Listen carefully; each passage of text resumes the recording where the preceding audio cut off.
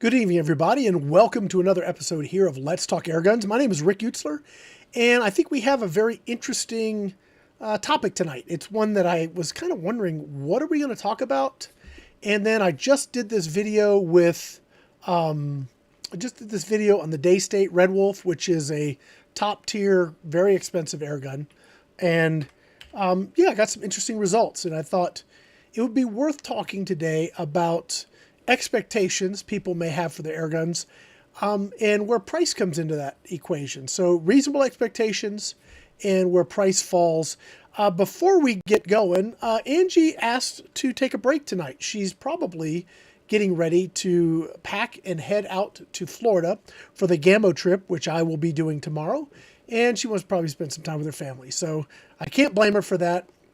But she will be back, hopefully, when we get back from that trip. And we will be having a good time back here, the two of us, on Let's Talk Airguns. And as we look into next year, we do have some very, very cool things planned out and scheduled out. So I'm excited to see what's going to happen. That's interesting that they're releasing a 62 cal pile driver. Let's see how they do with it. Okay, maybe if the ammo's really good, it'll work really well in the SWA. I love it. All right, let's go over to a couple. Let's see, Airgun. Let's look at a couple housekeeping items first. Want to say thank you to everybody that has jumped on alternative social media, whether it's Airgun Army or it is Rumble or other things, or even become a member of the GTA to follow stuff there. That's also very good. I'm just going to log into Airgun Army real quick. So I wanted to say thank you. Our G-Man, yeah, I'm not going to be hunting, I don't think. I'm going to be, G-Man's asking about Angie. We're going to both be hunting iguanas. I'm going to be filming. So that's my job. And we'll see what Angie does. She's probably going to be hunting, my guess. And maybe doing a little filming. If we have a second camera operator, I might actually get to do a little shooting, which would be just fine. So I will be pleased to jump in a little bit on that. Okay, so let me just walk through a couple things here again on the admin stuff. First of all, I want to say thank you to Ergon Pro Shop. I mention them every week, guys. Please check them out, www.airgunproshop.com. Yes, this is a business that I used to own. I sold it to Tyler and his wife Heidi, just a great couple with some young kids, and wanted to have something of their own to go out and do something with. And they're really working really hard to do that. They're in Ohio, and so it's cold weather right now. Hoping that when spring comes around, they'll be able to get the range up and going so you guys can go out there and shoot, and really just kind of go put your hands on some of these cool products. A lot of the stuff they're going to be having are going to be the Evanex products. So let's see if we have them. Yeah. So we do have a bunch of their products listed here on their website. They've got the new clouds in. Tyler and I were talking earlier. I'm going to just pull this up. We were talking earlier. Might have been today or yesterday. It's kind of a bit of a blur. I was under the weather. No, that's the Airspeed 480, not the right one. Click the right link, Rick. Let me get to the cloud. There it is. I want to see the 25. There it is. We were talking about the clouds and everybody's desire to have the 30, which I do like the 30. But the 25 cal is, I think, better suited for Evanex's semi-automatic valving system.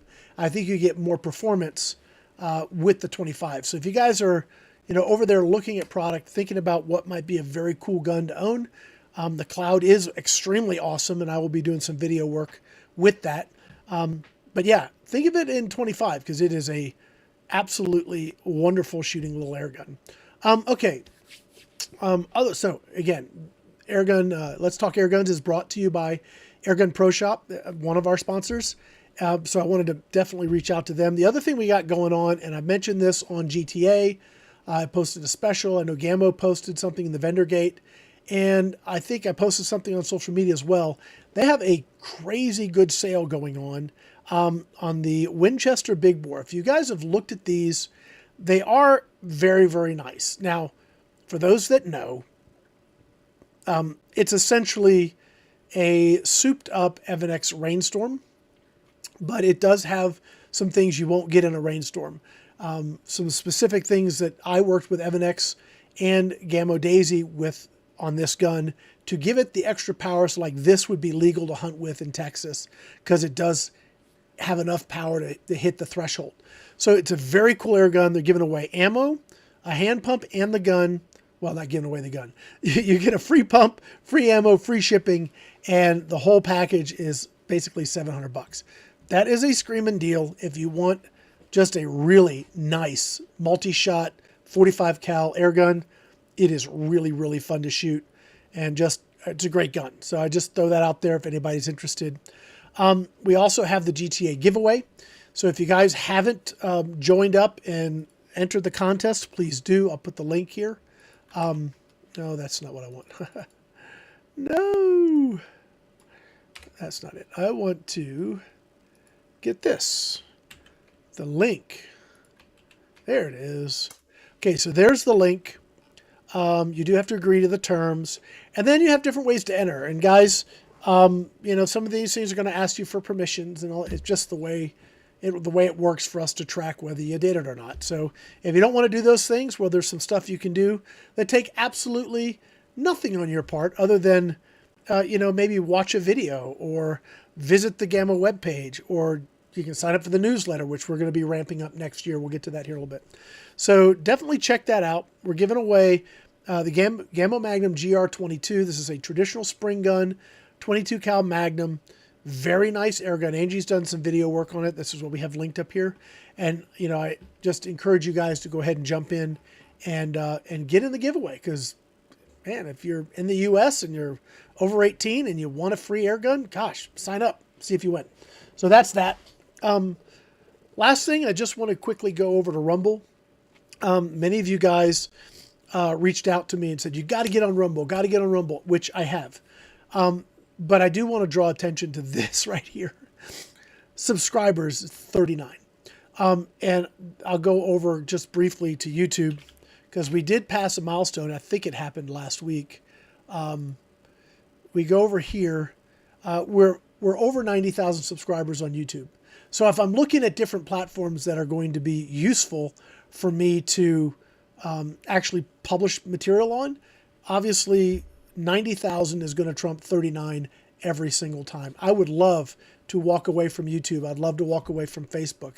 It is why I acquired the GTA, because eventually that is my plan, is to invest all of our time and energy into the GTA to making it the best resource and place people can go to get really, really cool airgun information.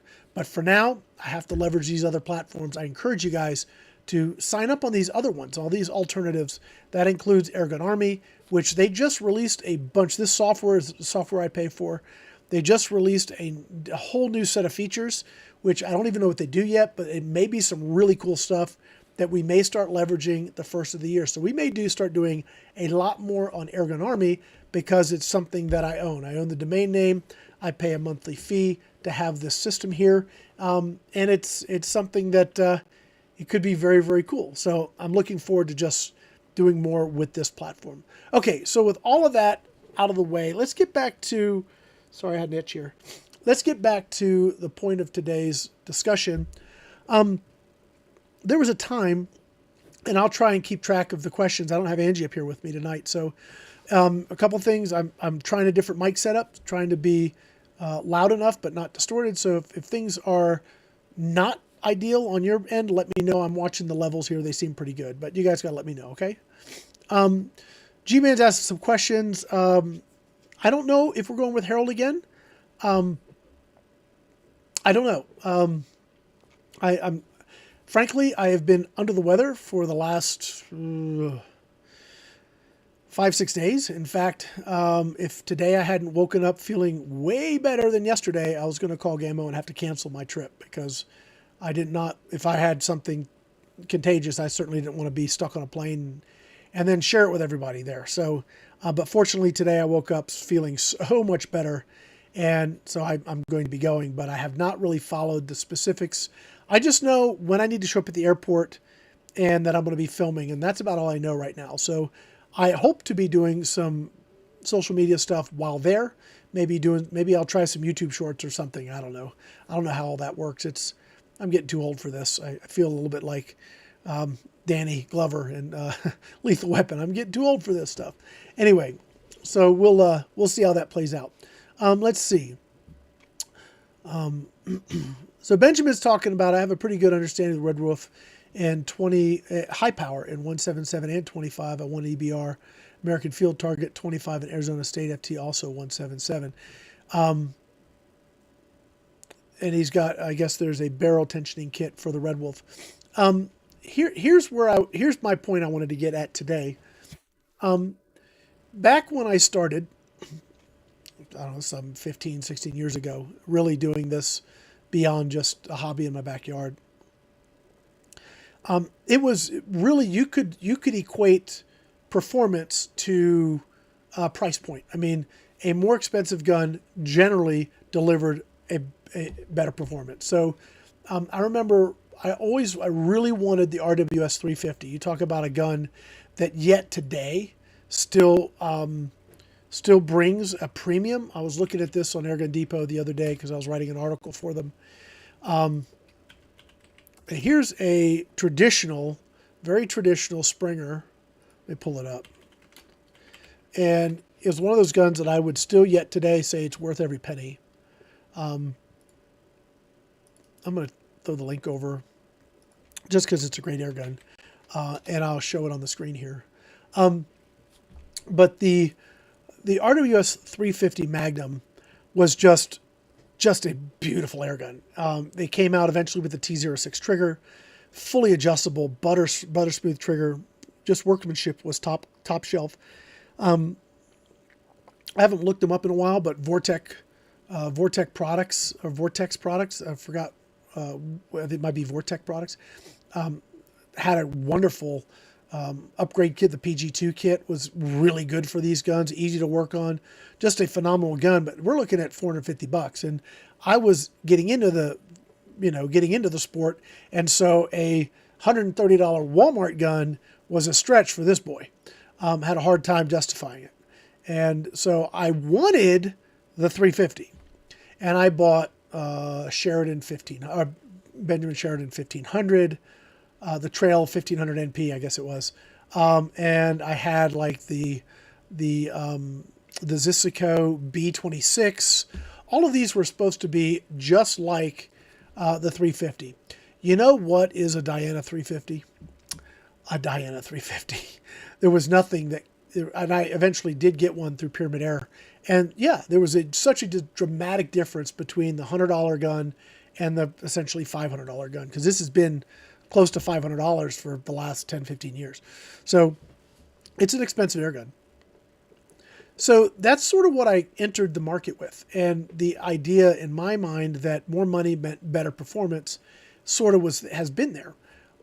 That's really changed. And I wanted to talk about that tonight because I'll switch back over here. I'm looking at my Red Wolf. Now at 50 yards, my Red Wolf will shoot exceptionally well.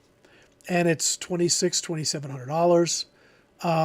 It is just, Benjamin, I go back and forth. I love the utility of the AR style, but I prefer the traditional. I go like with this Red Wolf here. At 50 yards, it's just such a sweet shooting gun. It's expensive, what, $2,800, give or take or so. And there are other guns. Frankly, I've got other guns that are, gosh, I think we could probably even grab a Gauntlet G2, a Avenger, the DAR. There's many guns that are well under $1,000 that will shoot pretty daggum close to what the Red Wolf will at 50 yards. So price isn't really the determining. See, it's Vortex Products in Michigan. Yeah, the Ruger Air Magnum, yes, and I also had the old Walther Talon, which was essentially the Hatsan 125. Look, I tried all of them to try and not have to spend the $500 for a Diana Magnum, and the reality is I should have just bought the daggum Magnum. I would have saved money. But today, it's just the landscape has changed. So I wanted to talk and kind of get you guys' opinion as well. When you're looking for an air gun, and now that we have sub $1,000 guns that are really, they're sub MOA. They're sub MOA at 25, they're sub MOA at 50. Things start getting really hard to remain sub MOA past 50. But what do you guys think of the guns today that are pushing these envelopes? And do you guys still see the space? Oh, Kyle, I mean, I understand your aversion, but it's just, it has not borne out that these electronics is, not to my knowledge, that the electronics has given anybody a fit. They shoot them, they hunt with them in the rain. I mean, they're pretty legit, man. I haven't had I've had less trouble with my Daystate Red Wolf with the electronics than I've had with other guns, and that is a distinction in the price point. I've had to rebuild my Avenger multiple times because it eventually just blows the O-rings.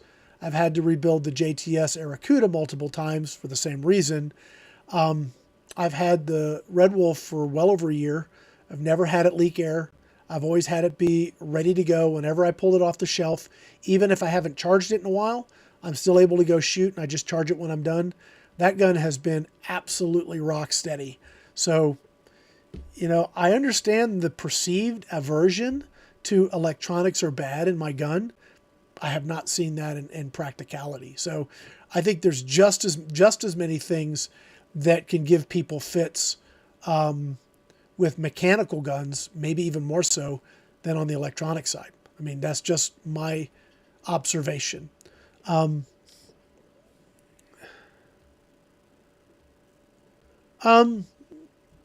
me look. Let's see. A lot of that is pushing less pressure, though, is it not?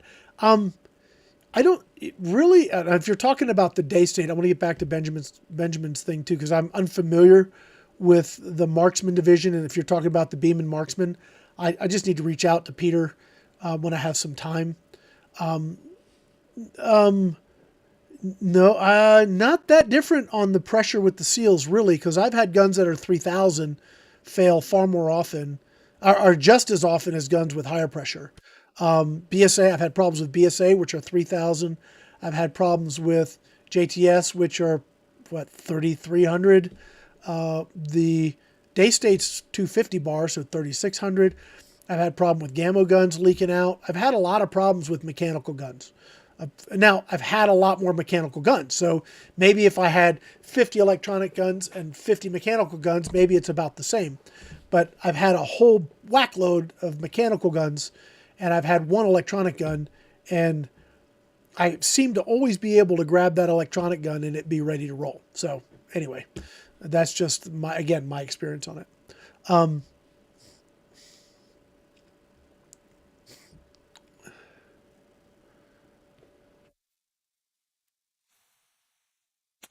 Oh, I got you, Benjamin. Yeah, I mean, I know that you talked to Angie about that, and I had read your email, but between getting ready for these trips and other things going on, it's been I just haven't had a chance to get around to it. And frankly, I get back from this trip and I got to get ready. My little girl is in Civil Air Patrol. I don't know if you guys know what Civil Air Patrol is, but it's an auxiliary of the Air Force. And it's great if you have a youngster that wants to have some experience putting on a uniform and showing up for duty and promoting and actually getting to go up in an airplane and fly. They really encourage the development of young pilots, which is freaking awesome because my daughter's already been up once and she's got several more flights that she can go on, including hopefully a glider flight over this encampment. But it's really, really cool. And it's just a great experience for if it's something they have interest in. But check it out, the Civil Air Patrol. But I'll be going to Civil Air Patrol encampment with my daughter really after Christmas through well into the new year. I'll be gone. So when I get back, I think what we need to do, Benjamin, is just have a conversation and see how we can use and incorporate the GTA to help you out. And let's just talk about that when I get back. Okay. Let's see what we got going on here. G-Man saying, I love the budget-friendly new air rifles. Heard the JTS and DAR are having seal issues. What brand O-rings are higher quality? I don't really know. My solution, personally, would be to look up Captain O-Ring and send him samples of all of the stuff that these guns need and see if he can make a rebuild kit like he's done for the Marauders and other guns, because his stuff seems to be pretty good. So I don't know what's going on. I haven't personally handled the new production run of the JTS guns, but supposedly they're using better O-rings. I haven't tried them yet, so I don't know. So we got Mark saying, finally digging my G2 25 cal, had to dump the Aim Sports scope and replace the probe O-rings with some small engine fuel hose to finally get consistent performance from 50 to 120 yards. The probe O-rings, I'm not sure I follow you on that, but okay. And I know Benjamin has, Benjamin, if you want to put a link to what you got going on up here, that's fine. I'll go ahead and approve it. And that way, if people want to know what you got going on, at least there'll be a link here in the chat. I'd be pleased to have you do that. And Benjamin's saying that the hardness is, a lot of people use 70, or 70's better, but a lot use 90. And I believe that is the case. But I think, either way, I think you're going to be rebuilding it. I guess the point is, what is there like a big deal if you have to rebuild your gun? I've had to do the JTS a few times, and it's really easy to work on. There's like a couple seals that go out on that mostly, and the ones that have gone out for me are like, you have the plenum, like I guess it's the reg assembly, and then the air cylinder. And it's in that regulator assembly, and it's on the O-rings that seal into both sides. That's what's basically leaked on me. I just got to replace those O-rings, and it's 10 minutes, and you're back up and running. It's not hard. It's maintenance, and let me just tell you something. If you're shooting PCP air guns, you're going to have maintenance. So the idea that it's going to last forever, I don't think that's realistic. Like with my Daystate. Now, I think the issue is with the Daystate, if it does develop a problem, it's going to go in a case and get shipped to Airguns of Arizona and let them fix it, which is going to cost me some money. But I'm not going to trust a $2,800 air gun to my hands. Let me just put it that way. I'll let the professionals deal with it. And when that happens, maybe I'll have them do a little work on it, and maybe I'll get a little more punch out of her. So let's go back to the idea of reasonable expectations. This is what I have come to find. Most of the air guns I'm shooting today, and I put most in air quotes because obviously there are some exceptions, but most of the guns, even like the $200 Beeman Commander, was 220, 230, whatever. That's a 1-inch at 50-yard gun. And back in the day, to get 1-inch at 50 was like legit awesome. Today we want more. I understand that. But, we weren't getting that with $200 guns back then. We are now. So what I've found is if you can get some decent data on velocity and consistency, it can certainly help you have decent expectations on what your gun can do. So let's take the 25 cal, for example. It's probably my favorite caliber. If I could have a 25 cal AirArms Tactical, that might dethrone my Ultimate Sporter. Maybe. I don't know. It might. I've asked them for a chassis, and I could just swap my 25 into it. We'll see if they send it. Anyway, I've got the 25. What I have found is that if you're shooting the 25 4s in the 950 range, you're going to be really doing really well, all the way out to 100 yards. If you're shooting the 25 4s at the 850 range, you're going to fall apart after 50. If you're in the 750 range, you can still sometimes do well at 50 yards, but it's not as consistently good at 50 yards. So what I've found is, even though taking price out of the equation, if I'm able to find a gun that has good crony consistency and has initial velocity that seems reasonable, those guns can give you some decent performance out to that 100-yard mark. But it is important to see one, consistency on the crony, and two, to see that velocity, because it's less about what you're spending on the gun and more about what the gun's putting out the barrel these days, because just so many inexpensive guns do so daggum well. If you guys had to go buy a gun today, let's say, and I'll ask you guys questions here because I am in the market personally for a 100-yard sub MOA airgun. Now, I'm going to be testing the 25 cal Dreamline Dream Tac. I've done a couple videos with it, just to, like with Pyramid Air's sub MOA contest. I've done a little bit of stuff just showing that gun off a little bit. But that's going to be my gun I'm going to spend some time on at the bench this coming year to really see if I can get. I'll start at 75 yards. I know it'll do 50. I'm going to start at 75 yards, see if I can get sub MOA. And then we go to 100 yards, see if I can get sub MOA. But if you guys were going to buy a gun today, what would you get that you would expect to shoot sub MOA like 8 out of 10 times? Now, I'm not talking about I got one group out of 50 that was sub MOA, because that happens with $200 guns. But I'm talking about consistent sub MOA, 8 out of 10, 7 out of 10 times that you can go down and you're going to get that sub MOA center to center. What air guns would you guys buy that you think today would deliver that performance? And that's sort of my question. Benjamin's saying, nowadays you can polish a $305 gun, polish barrel, possibly bead the stock. It will compete out to 75 yards with my $2,600 rifle. Yeah, I mean, actually that's true. You put some time and energy, especially in some of these guns that are affordable, regulated, adjustable guns. Yeah, you can get some crazy good results out of them. Absolutely. Not every one of them, but there are definitely bright spots in that price category that'll surprise the heck out of you. The Avenger's a good option for that. Really darn good. 22 is my favorite for the Avenger, and 25 I like the Gauntlet. Let's see. I didn't see the video link. Did it not process? All right. Okay, so G-Man's saying, I like the new Brocock Ghost for sub MOA. Let me look that up.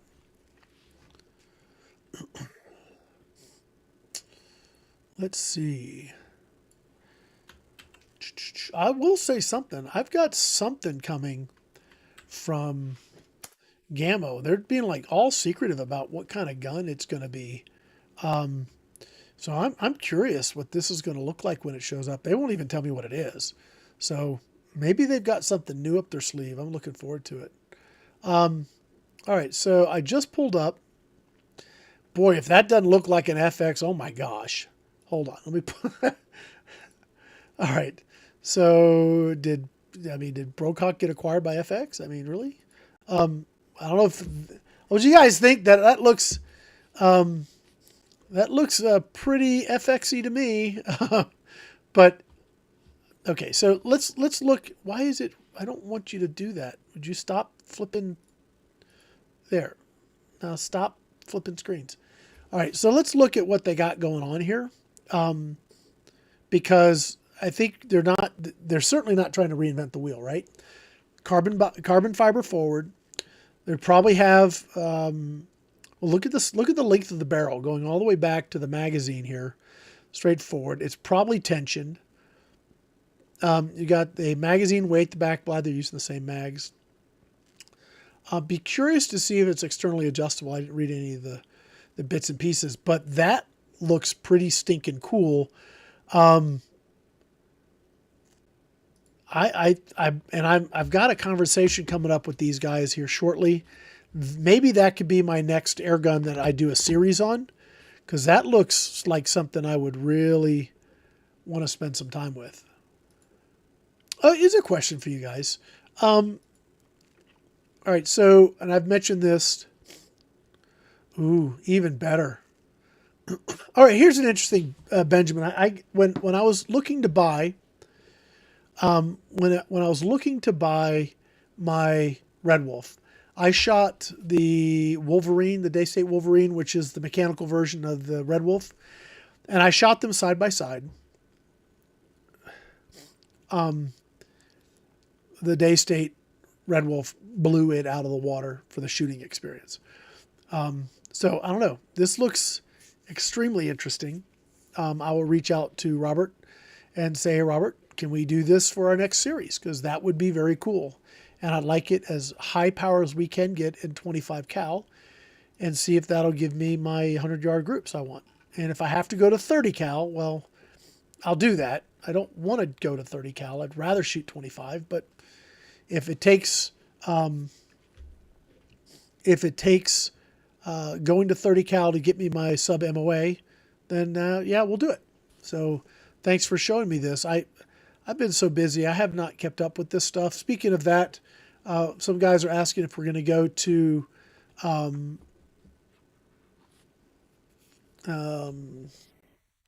okay, I'll let you guys talk amongst yourself.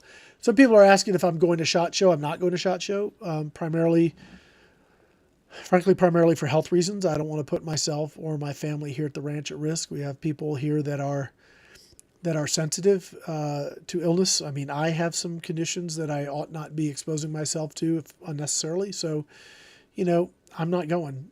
Now, Angie really wants to go, and Maggie really want to go. So I'm going to help them go. So they're going to go, and they're going to talk to all the folks, and they're going to get some videos, and hopefully we'll get some really good footage and some great content for them. So I don't think Airguns of Arizona will have a booth there, but they usually have a dinner or something. So I'll make sure that they go and they can get all the skivvy on some of this stuff. So it may be really, really fun for them. I'm going to sit it out. I hope to be able to do some videos here like we did last year for Airgun Week and show off some really cool Airgun products. While everybody's doing SHOT Show, we'll be doing some cool stuff here throughout the week. So we'll see how that goes. All right. Okay. Let's see. Texan for the Texan for sub MOA maybe. I could never see that happening.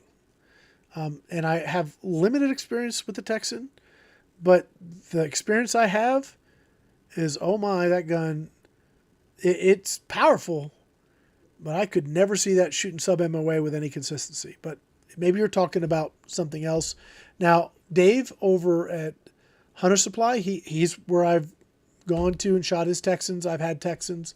He has a 308 that he's highly modified, and he shoots that at 1,200 yards consistently. So can it be made accurate? Oh, it's got some potential. But is it sub MOA? I don't know. So, Benjamin, I guess this is the question. You guys are talking about doing some, what I would think are some fairly extensive mods to your gun. Is that something you think anybody could do, or is that something they should send out to have done? And I think that's, I get real nervous when I start taking my $2,700 air gun apart that's already shooting, as far as I'm concerned, is shooting about as good as I need it to shoot. Sometimes I have tried to make things shoot better and have just gone backwards. So I'm curious as to what you think about that.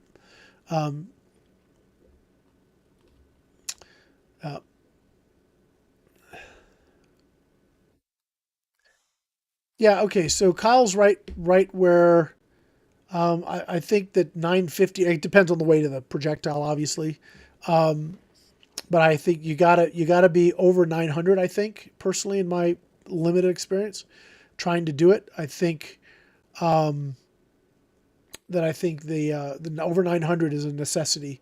Having that initial velocity to have the legs with pellets to have any hope at 100 yards to be consistent. Well, G-Man, if that's the case, that'd be awesome. Now, I also have a little bit of inside knowledge that BSA is going to make an entrance back into the U.S. market with the same mindset: fewer parts, more rigid, more better accuracy, better durability, that kind of stuff. So I'm very excited at that. Well, I'll be hanging with Gammo Daisy, and Gammo owns BSA, so I hope to hear from those guys and see what's going on. I'm really excited to see what they've got going on. So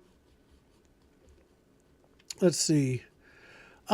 All right, so I don't know. We've had a few people. Let me ask this question: how many of you have an air gun? And don't BS. All right, I mean be honest. How many of you have an air gun that you can sit down at the bench and 8 out of 10 times can shoot sub MOA at 100 yards? I'm not talking about 100 feet. I'm talking about 100 yards. And that would be my question. And if you have that gun, is it stock? Did you have to do a bunch of work to it? Are you weighing and sorting your pellets? Or are you able to just go into the tin and shoot it? That would be my next question, really. Yeah, so I just throw it out there. Let's see what we got going on here in the chat. No, it's kind of a slow night tonight. It's all right.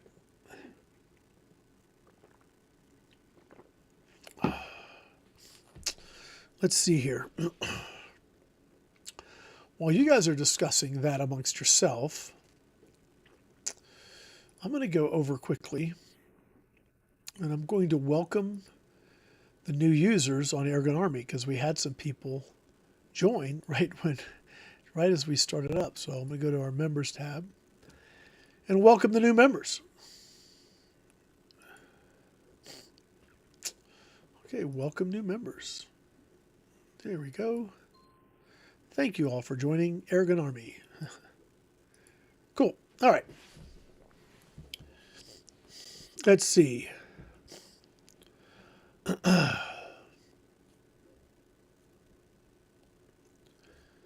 Okay. Let's take, doesn't have to be stock.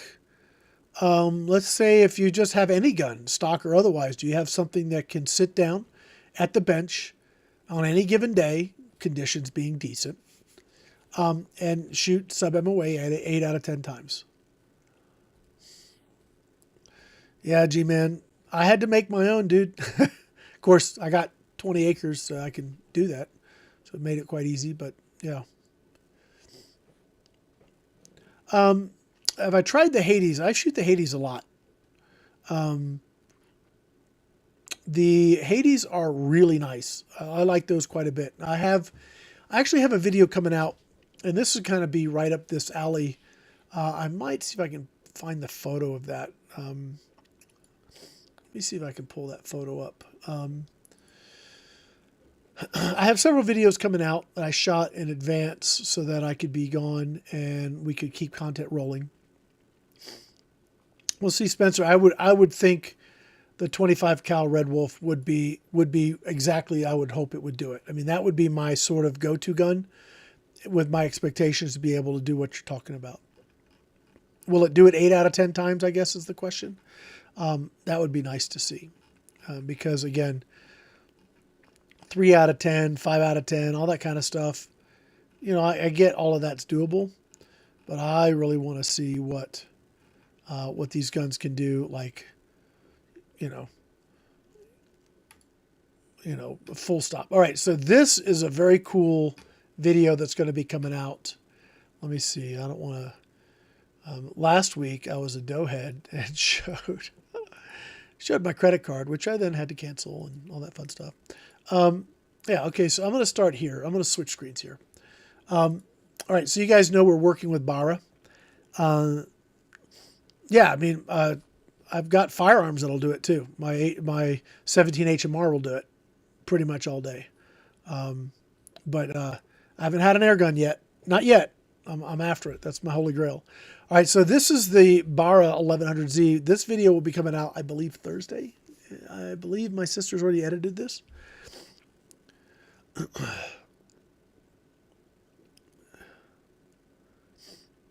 Kyle, it's worth it. I think the G230 has a chance. That gun is scary good, and if you got a good one with a good barrel, I think that one has a chance. I mean, it'll definitely do 2 inches at 100 because I've done it, and that's not even me trying hard, and I don't think I adjusted the trigger yet. So the